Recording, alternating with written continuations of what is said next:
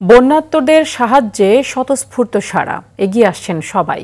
গতকাল প্রায় ১,২৭,০০,০০০ টাকা সংগ্রহ করা হয়েছে ঢাকা বিশ্ববিদ্যালয়ের টিএসসির গণত্রাণ সংগ্রহ কর্মসূচিতে।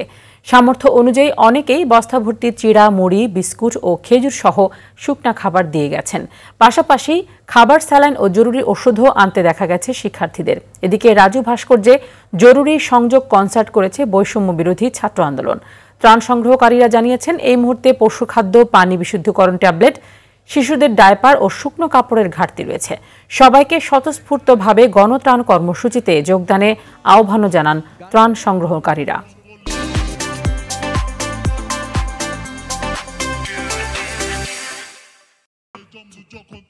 আমাদের দরকার বর্তমানে যেমন মহিলাদের কিছু জিনিসপত্র, ওগুলো যেমন ওগুলো পেট দরকার, অ্যান্ড শুকনা খাবার যদি আরও একটু বা পানি আরও যদি হয় তা আরও ভালো হয়। আমাদের মূলত এখন যে জিনিসটা খুব ইম্পর্ট্যান্ট সেটা হচ্ছে লাইফ জ্যাকেট আর পানি বিশুদ্ধ করার ওষুধটি। এখন বলতো আরও সবচেয়ে বড় যেই বিষয়টি সেটা হচ্ছে মানুষ এখনও ঘরে বসে আছে। যারা আমাদের মতো ছেলে, এখনও যুবক, এরা এখনও উদ্যোগ নিয়ে নিচে নামা বের হওয়া উচিত। এই মুহূর্তে ঢাকা বিশ্ববিদ্যালয়ের টিএসসিতে রয়েছেন সহকর্মী মাহিদুর রহমান রুবেল। তিনি জানাবেন বন্যার পূর্বাভাসের তথ্য সহ গণত্রাণ কর্মসূচির খবরাখবর।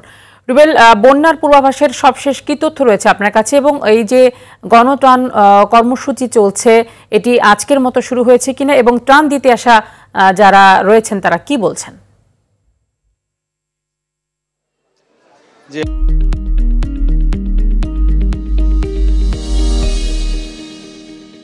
আসলে আবহাওয়া পূর্বাভাস কেন্দ্রে যেটি আমরা গিয়েছিলাম সেখানে তারা হয়তো 12টা নাগাদ সংবাদ সম্মেলন করেই আবহাওয়ার পরিস্থিতি জানাবে। তবে সেখানকার এক কর্মকর্তার সাথে আমার কথা হয়েছে, তিনি জানিয়েছেন যে আজকে সেখানে বৃষ্টিপাত কিছুটা কমেছে, হালকা বৃষ্টিপাত হচ্ছে।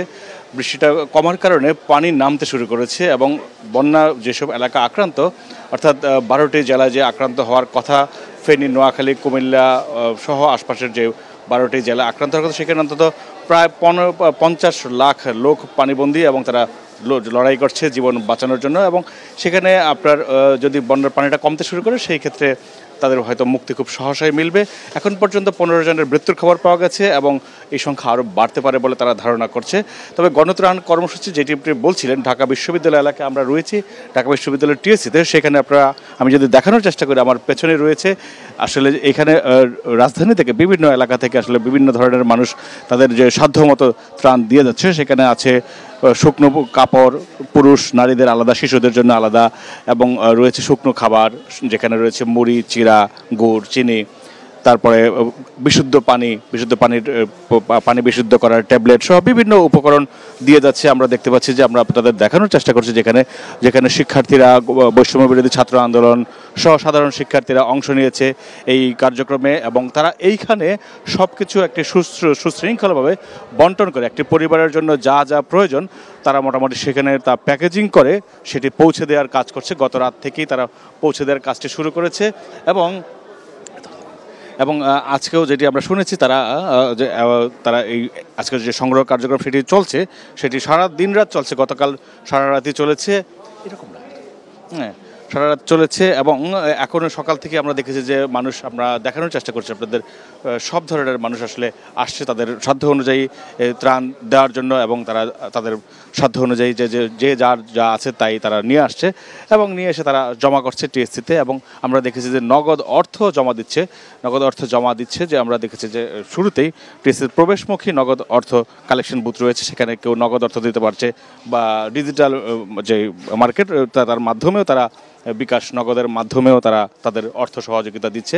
এবং আমরা দেখেছি যে তারা এখানে যারা কাজ করছে তাদের মূলত যে প্রবলেমটি হচ্ছে ভলান্টিয়ার সার্ভিস, আরও ভলান্টিয়ার তাদের প্রয়োজন, এবং আরও ভলান্টিয়ার আসলে হয়তো কাজগুলো দ্রুত করা সম্ভব। এবং এই পণ্য বন্যার্তদের এলাকায় পৌঁছানোর জন্য, বানভাসী এলাকায় পৌঁছানোর জন্য তাদের দরকার ট্রান্সপোর্ট, এবং ট্রান্সপোর্ট ফ্যাসিলিটি তারা চাচ্ছে।